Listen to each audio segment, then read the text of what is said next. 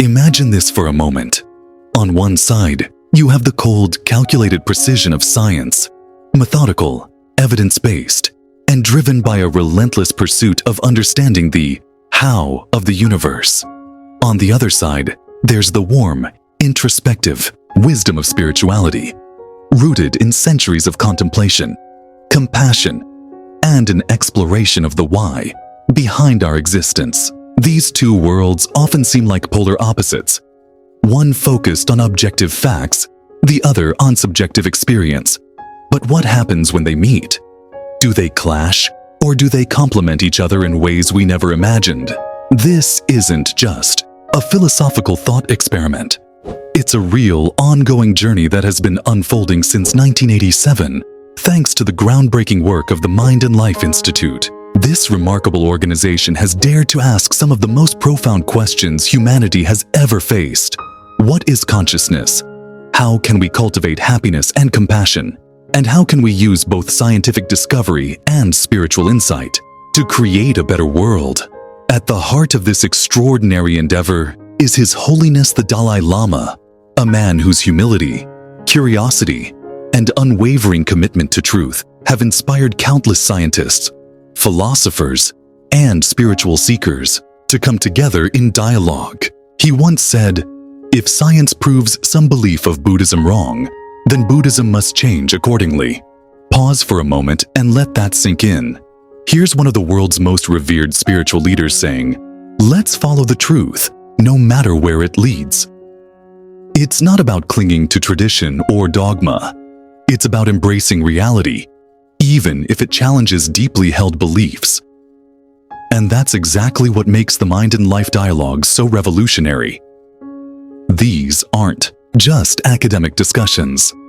They're transformative exchanges that push the boundaries of what we know about ourselves and the world around us. Scientists bring their cutting-edge research, brain scans, datasets, and experiments, while spiritual leaders and contemplative practitioners share insights from millennia-old traditions of meditation, mindfulness, and introspection. Together, they're uncovering truths that neither could have discovered alone. For example, did you know that meditation can literally rewire your brain? Or that compassion isn't just a nice-to-have quality, it's a skill that can be cultivated and strengthened through practice. These are the kinds of revelations that emerge when science and spirituality come together. They challenge our assumptions, expand our horizons, and offer practical tools for living better, more meaningful lives. But here's the thing, this isn't just about abstract ideas or intellectual debates. The insights from these dialogues have real-world implications for healthcare, education, mental health, and even global issues like climate change and social justice. Imagine a world where doctors prescribe mindfulness instead of medication, where schools teach emotional intelligence alongside math and science, and where technology is designed not just for profit, but for the greater good. That's the vision the Mind and Life Institute is working toward, a world where knowledge and compassion go hand in hand. So, why does all of this matter to you? Because at its core, this isn't just about science or spirituality, it's about humanity. It's about asking the big questions that define our existence. Who am I? What is my purpose? How can I live a life filled with meaning and joy? These are questions we all grapple with, whether we're scientists, philosophers, or everyday people trying to navigate the complexities of modern life. And here's the best part. You don't need to be an expert to join this conversation. The beauty of the Mind and Life dialogues is that they invite everyone to participate, to explore, to question, and to grow. As you dive deeper into this content, you'll discover stories, insights, and ideas that will inspire you to think differently about yourself and the world around you.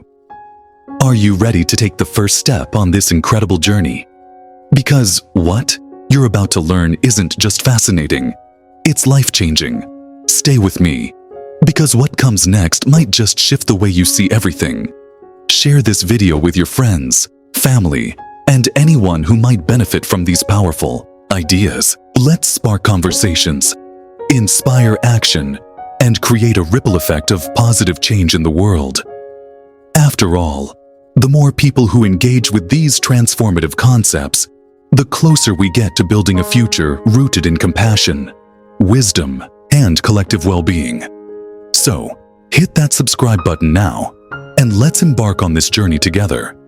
Because the future isn't something we wait for, it's something we create, one mindful step at a time.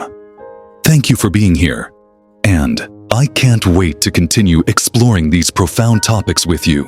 Imagine this: a group of world-renowned scientists, many of whom have spent their entire careers in sterile labs or lecture halls, sitting cross-legged on cushions in the serene mountains of Dharamsala, India. Across from them are Buddhist monks, clad in maroon robes, their lives dedicated to meditation, introspection, and the pursuit of inner peace. The scene feels almost cinematic. Two worlds colliding in a space where logic meets intuition, data meets devotion, and skepticism meets faith. Sounds surreal, doesn't it? Yet, this is exactly what happened during the first Mind and Life dialogue in 1987. It wasn't just a meeting of minds, it was a moment of profound cultural and intellectual fusion. A bridge spanning centuries of human thought, connecting East and West, ancient wisdom and modern innovation, subjective experience and objective inquiry. But why does this matter? Why should we care about a gathering that took place over 3 decades ago, in a remote corner of the world? Because this wasn't merely an academic exercise or a polite exchange of ideas. It was, and still is, a bold experiment in redefining how we understand ourselves and our place in the universe. At its core, the Mind and Life Institute represents something far greater than science or spirituality alone. It's about humanity's eternal quest for meaning, purpose, and connection. Think about it. Science has given us incredible tools to explore the how of existence. How does the brain work? How did the universe begin? How can we cure diseases or harness technology to improve our lives? These are vital questions, but they only take us so far. They don't answer the deeper, more personal questions that keep us awake at night. Who am I? Why do I feel joy, pain, love, or fear? What is my purpose here? These are the kinds of questions that spirituality has grappled with for millennia, often through practices like meditation, prayer, and ethical reflection. But while spiritual traditions offer profound insights into the human condition, they sometimes lack the empirical rigor and testability that science demands. This is where the magic happens. When science and spirituality come together, they create a powerful synergy. Each fills in the gaps left by the other, offering a more complete picture of reality. For instance, when neuroscientists study the brains of meditators, they're not just validating ancient practices. They're uncovering new ways to enhance mental health, emotional resilience, and even physical well-being. At the same time, contemplative traditions challenge scientists to think beyond the materialist paradigm, encouraging them to explore the mysteries of consciousness, morality, and interconnectedness. Together, they're asking and beginning to answer the big questions. What does it mean to be human? How can we live better, more fulfilling lives? And how can we create a world that reflects our highest values? The significance of this dialogue goes beyond individual insight. It has implications for society as a whole. In a world increasingly divided by ideology, culture, and belief systems, the Mind and Life dialogues remind us of our shared humanity. They show us that despite our differences, we all seek happiness, understanding, and connection. Whether you're a scientist searching for truth in data, or a spiritual seeker looking for meaning in silence, the ultimate goal is the same: to make sense of this beautiful, mysterious thing called life. So, why does this matter? Because these dialogues aren't just about bridging disciplines. They're about building bridges between people. They remind us that no single perspective holds all the answers, and that true progress comes when we open ourselves to diverse ways of knowing. As the Dalai Lama once said, we need a worldview that embraces both science and spirituality. And perhaps, just perhaps, the Mind and Life dialogues are showing us what that worldview might look like. Isn't that worth paying attention to? Imagine a world where science and spirituality converge, not as adversaries, but as allies in the quest for human flourishing. This is the world brought to life by three extraordinary figures: Jon Kabat-Zinn, Matthieu Ricard, and Richard Davidson. Each of them has contributed uniquely to the Mind and Life dialogues, offering profound insights that challenge our assumptions about happiness, well-being, and the very nature of the human mind. Let's start with Jon Kabat-Zinn. The man who took mindfulness out of the monastery and placed it squarely in the mainstream. Have you ever felt overwhelmed by the relentless pace of modern life? Kabat-Zinn understands that feeling all too well, and he's dedicated his life to helping others navigate it. His groundbreaking work on mindfulness-based stress reduction, MBSR, has transformed the lives of millions, from patients battling chronic pain to corporate leaders seeking clarity in chaos. What makes Kabat-Zinn so remarkable isn't just his scientific rigor or his deep understanding of Buddhist philosophy. It's his ability to distill complex ideas into simple, actionable truths. He reminds us that mindfulness is not about escaping reality, but about fully embracing it. As he often says, you can't stop the waves, but you can learn to surf. Isn't that beautiful? Life will always throw challenges our way: stress, uncertainty, heartache. But through mindfulness, we can learn to face them with grace and resilience. Kabat-Zinn's participation in the Mind and Life dialogues has been a masterclass in bridging worlds. He has shown us that meditation is not just a spiritual practice. It's a scientific tool for enhancing well-being. Who would have thought that something as simple as paying attention to your breath could change the structure of your brain? Yet, research has proven that mindfulness practices can increase gray matter density in regions associated with attention, emotional regulation, and empathy. Kabat-Zinn's message is clear. True transformation begins when we stop running away from discomfort and start facing it head-on. In a world obsessed with productivity and perfection, he invites us to slow down, breathe, and simply be. And perhaps that's why his teachings feel so revolutionary. They challenge us to redefine success, not as achieving more, but as being more fully alive. Then there's Matthieu Ricard, the man often referred to as the happiest person in the world. Can you imagine leaving behind a promising career in molecular genetics to become a Buddhist monk? That's exactly what Ricard did, trading lab coats for robes and a life of intellectual pursuit for one of inner transformation. And what did he discover? That true happiness comes not from external achievements, but from within. Ricard's involvement in neuroscience studies has been nothing short of extraordinary. When researchers scanned his brain, they found levels of gamma waves associated with happiness and compassion that were off the charts. Off the charts. How is that even possible? Well, Ricard himself would say it's the result of decades of meditation practice. He reminds us that happiness is not a fleeting emotion, but a skill that can be cultivated through intentional effort. In his book Altruism, Ricard writes, "True happiness is not a solitary experience. It arises from our connection to others." Think about that for a moment. In a world that often feels divided, Ricard's words remind us that compassion is the glue that binds us together. If we want to create a better world, we must start by cultivating kindness within ourselves. But Ricard doesn't stop there. He challenges us to think bigger, to see altruism not as a moral obligation but as a source of profound joy. What makes Ricard's story so compelling is that he embodies the very principles he teaches. He's not just a theorist, he's a practitioner. His life is a testament to the idea that happiness is not something you stumble upon. It's something you build brick by brick through acts of generosity, patience, and love. And yet, despite his accolades, Ricard remains humble. He insists that anyone can achieve the same level of contentment if they're willing to put in the effort. Isn't that inspiring?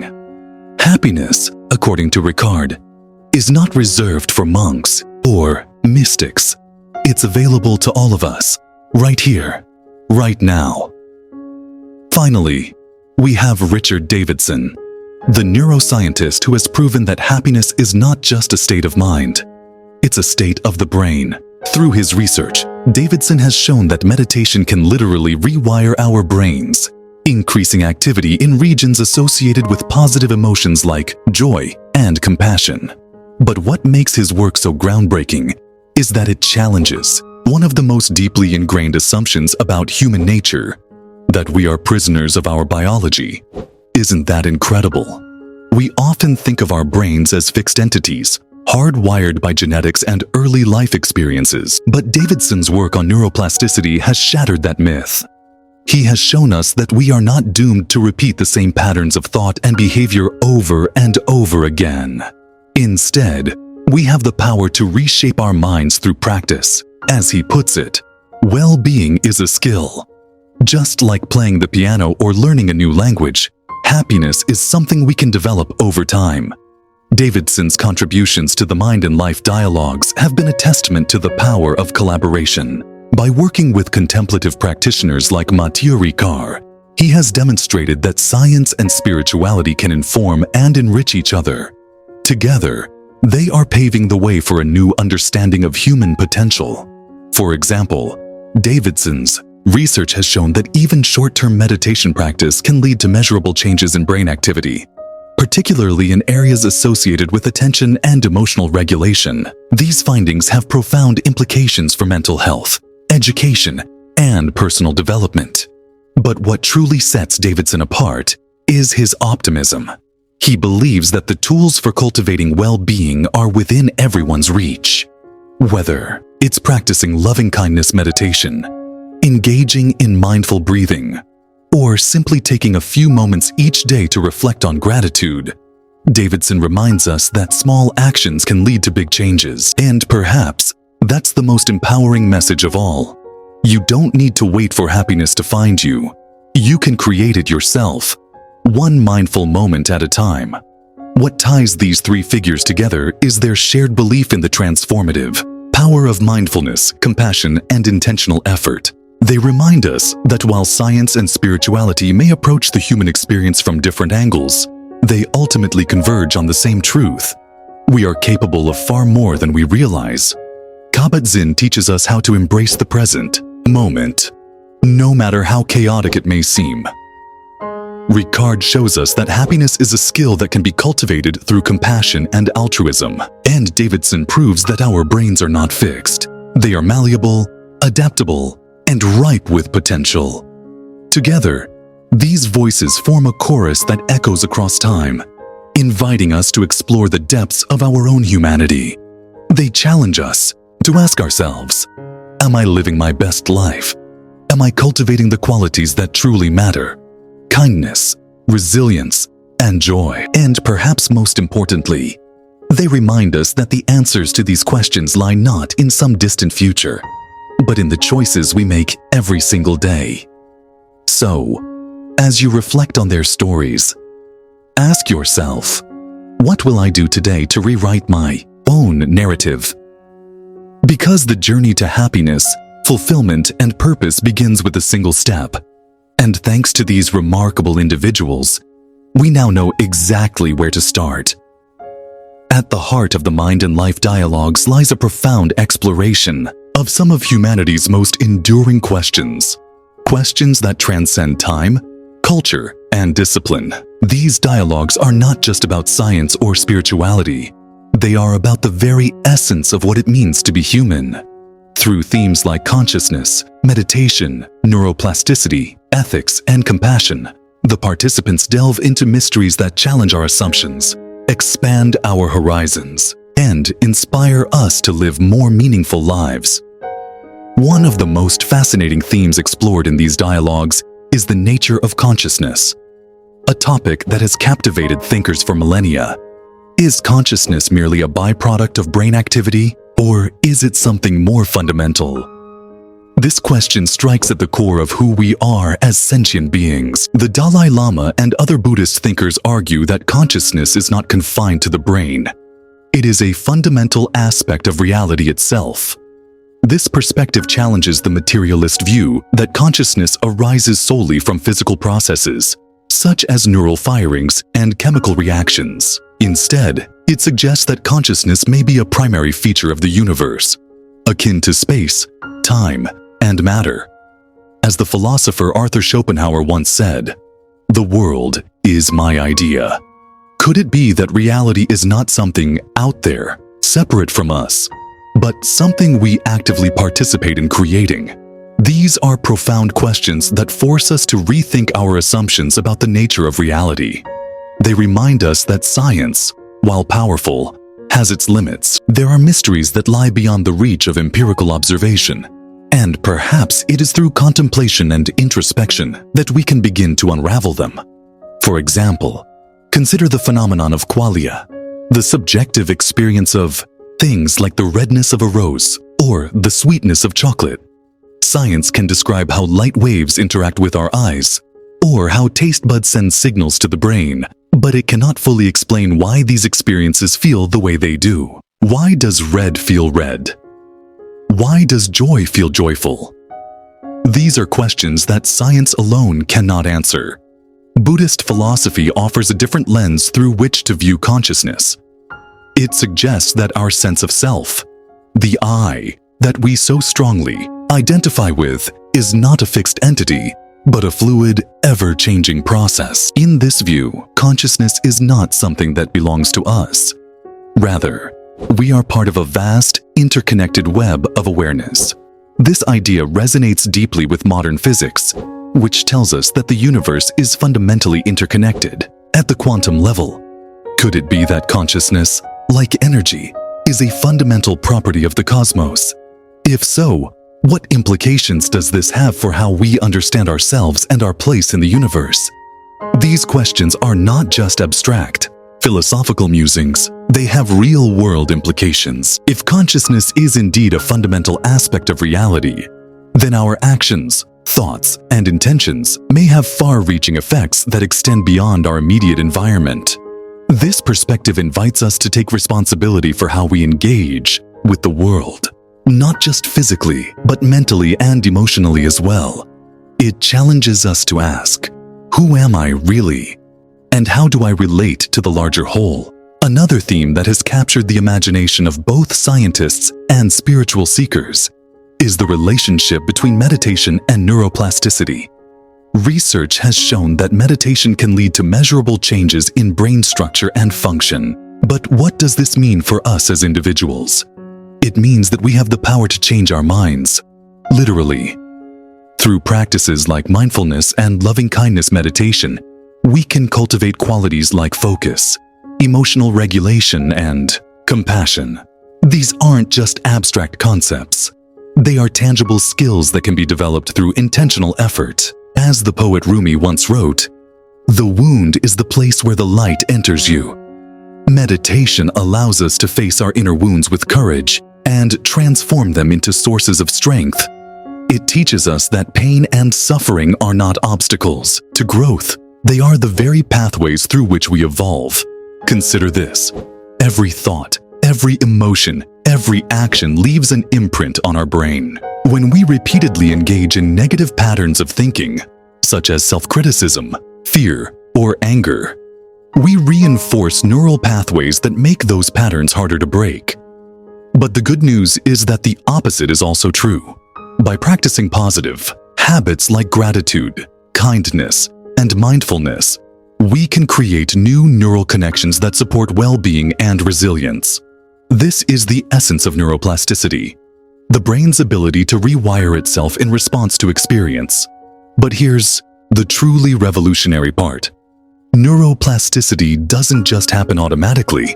It requires effort and intention. Just as a musician must practice scales to master their instrument, we must practice mindfulness to master our minds.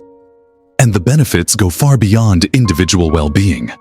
Studies have shown that meditation can enhance empathy, improve relationships, and even reduce prejudice.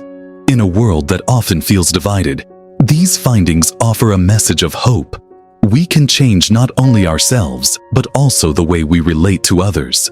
This is particularly relevant in today's fast-paced, hyper-connected world. Many of us spend our days multitasking, scrolling through social media, and reacting impulsively to endless stimuli. In doing so, we risk losing touch with the present moment and with ourselves. Meditation offers a way to reclaim our attention, to anchor ourselves in the here and now. It reminds us that happiness is not something we find outside ourselves. It's something we cultivate from within. Moreover, the practice of meditation isn't just about personal transformation. It's about collective evolution. When we train our minds to be more compassionate, more focused, and more resilient, we contribute to a ripple effect that extends far beyond our individual lives. Imagine a world where millions of people commit to cultivating mindfulness and compassion. What kind of society could we create? Finally, the Mind and Life dialogues have placed a strong emphasis on ethics and compassion, themes that resonate deeply in today's world. The Dalai Lama often reminds us that technology without ethics is dangerous. Artificial intelligence, biotechnology, and environmental science have the potential to transform our world, but only if they are guided by a deep sense of responsibility and care. Without ethical grounding, these advancements could lead to unintended consequences, from widening inequality to environmental destruction. Compassion, according to the Dalai Lama, is not just a moral virtue, it is a practical necessity. As he puts it, if you want others to be happy, practice compassion. If you want to be happy, practice compassion. Isn't that profound? Compassion is not just about helping others, it's about helping ourselves.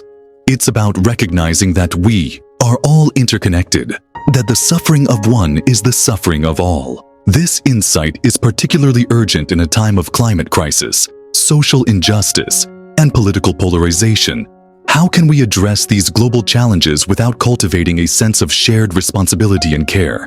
As the philosopher Albert Schweitzer once said, "Until he extends the circle of his compassion to all living things, man will not himself find peace." These words carry a timeless truth.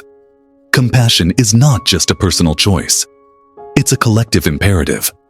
When we act with kindness and empathy, we create ripples that extend far beyond ourselves. Conversely, when we act out of greed, hatred, or indifference, we contribute to a cycle of suffering that affects everyone. But compassion is not always easy. It requires us to step outside our comfort zones, to see the world through someone else's eyes, and to confront our own biases and fears. It challenges us to ask difficult questions. Who am I excluding?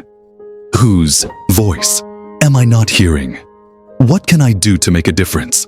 These are not just ethical questions. They are existential ones. They force us to examine what it means to be human, to live with purpose, integrity, and love. At its core, compassion is about connection. It reminds us that we are not isolated individuals, but part of a larger whole. Whether it's through acts of kindness, advocacy for social justice, or efforts to protect the environment, compassion calls us to act in ways that honor our interconnectedness. And perhaps that's the most important lesson of all. We are not separate from each other or from the world around us. What we do matters, not just for ourselves, but for everyone. What ties these themes together is their shared focus on transformation of the mind, of society, and of our understanding of reality. They challenge us to move beyond simplistic answers and embrace the complexity of existence. They remind us that science and spirituality are not opposing forces, but complementary paths to truth. Together, they offer a roadmap for navigating the challenges of our time, from mental health crises to environmental degradation to social inequality. So, as you reflect on these themes, ask yourself, how can I apply these insights to my own life? How can I cultivate greater awareness, compassion, and ethical responsibility? Because ultimately, the journey to understanding the mysteries of existence is not just about discovering what's out there. It's about becoming more fully alive right here, right now. It's about recognizing that every moment is an opportunity to grow, to connect, and to contribute to something greater than ourselves. And perhaps that's the most profound realization of all. The answers we seek are not somewhere far away. They are within us, waiting to be uncovered. So, what does all of this mean for the future? Where do we go from here? The Mind and Life Dialogues offer us a vision of a world where science and spirituality work hand in hand to promote human flourishing. It's a world where healthcare is not just about treating disease, but about nurturing well-being. A holistic approach that addresses the body, mind, and spirit. Imagine hospitals where mindfulness practices are as common as medication prescriptions, where doctors ask not only about your symptoms, but also about your sense of purpose and connection. It's a world where education teaches not just facts, but values, equipping students with emotional intelligence, ethical reasoning, and the tools to navigate life's complexities. Picture classrooms where children learn how to cultivate compassion alongside calculus, where empathy is seen as essential as literacy. And it's a world where technology serves not just profit but purpose, where innovations are designed not merely to maximize efficiency or entertainment, but to enhance human dignity, equity, and sustainability. But achieving this vision requires more than just scientific breakthroughs or spiritual insights. It demands something far deeper, a shift in consciousness, a collective awakening to the interconnectedness of all life. As the poet John Donne famously wrote, "No man is an island entire of itself. Every man is a piece of the continent, a part of the main." These words resonate now more than ever. In an age of global challenges, climate change, social injustice, pandemics, and political polarization, we are reminded daily that our fates are intertwined. What happens to one person, one community, or one ecosystem affects us all. This interconnectedness is not just a philosophical concept. It's a lived reality affirmed by both science and spirituality. Quantum physics reveals that particles can influence each other instantaneously across vast distances, while contemplative traditions teach us that our thoughts, actions, and intentions ripple outward, shaping the world around us in ways both visible and invisible. This truth calls us to live with greater awareness, greater compassion, and greater responsibility. Awareness begins with recognizing the impact of our choices, not just on ourselves, but on others and the planet. Every time we buy a product, consume media, or interact with someone, we make a decision that either contributes to harm or healing. Compassion compels us to act with kindness, even when it's inconvenient or uncomfortable. It asks us to see beyond our own needs and desires, to recognize the humanity in everyone we encounter, whether they're a neighbor, a stranger, or someone on the other side of the globe. Responsibility means taking ownership of the role we play in creating the kind of world we want to live in. It means asking hard questions. Am I living in alignment with my values? Am I using my talents and resources to uplift others? Am I leaving the earth better than I found it? The implications of this vision extend into every corner of society. Consider healthcare, for example. What if medical professionals were trained not only in anatomy and pharmacology, but also in mindfulness and emotional resilience? Studies have shown that patients who feel truly heard and cared for recover faster and experience less pain. What if schools prioritize teaching children how to regulate their emotions, resolve conflicts peacefully, and cultivate gratitude? Research suggests that such skills lead to higher academic performance, stronger relationships, and lower rates of depression and anxiety later in life. And what if businesses operated not solely for profit, but for the common good? Companies that prioritize employee well-being, environmental stewardship, and ethical practices often find that they thrive financially too, because people want to support organizations that align with their values. Technology, too, holds immense potential to serve humanity. but only if guided by wisdom and ethics. Artificial intelligence, biotechnology, and renewable energy could revolutionize the way we live, work, and care for the planet. But without a moral compass, these advancements risk exacerbating inequality, eroding privacy, and degrading ecosystems. The Dalai Lama often reminds us that technology must be tempered by compassion. For instance, AI systems could be designed to reduce bias rather than reinforce it, to amplify human creativity rather than replace it, and to solve pressing global issues like hunger and climate change. Similarly, biotechnology could help eradicate diseases and extend lifespans, but only if access is equitable and decisions are made transparently. These possibilities underscore the importance of integrating spiritual principles like humility, empathy, and stewardship into technological development. At its core, the vision offered by the Mind and Life Dialogues is about transformation. Not just individual transformation, but collective transformation. It invites us to reimagine what's possible when we bring together the best of science and spirituality.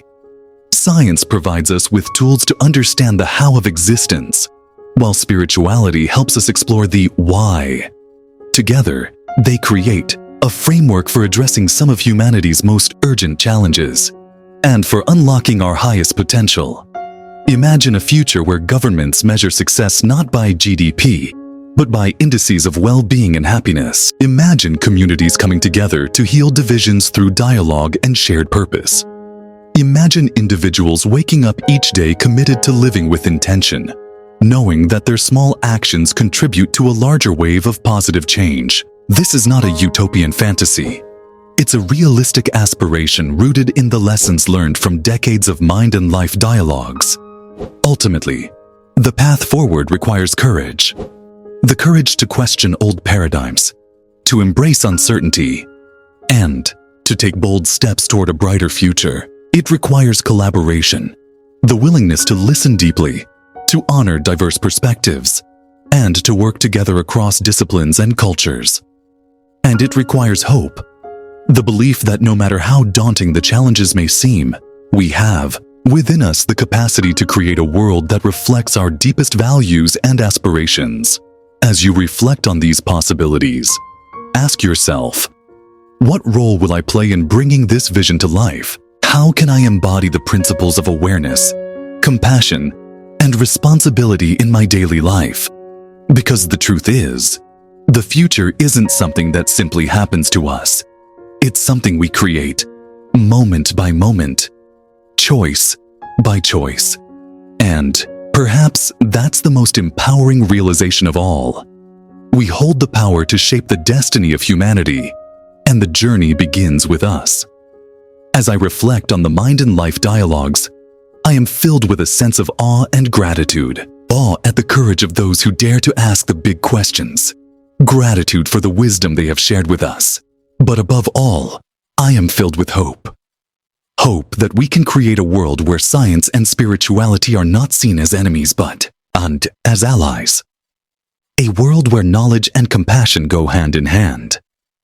Let me leave you with one final thought, a quote from the great physicist Albert Einstein. The most beautiful thing we can experience is the mysterious. It is the source of all true art and science. The Mind and Life Institute reminds us that the greatest mysteries of all are not out there, in the stars or under the microscope. They are within us. And it is only by exploring these inner mysteries that we can truly understand who we are and why we are here.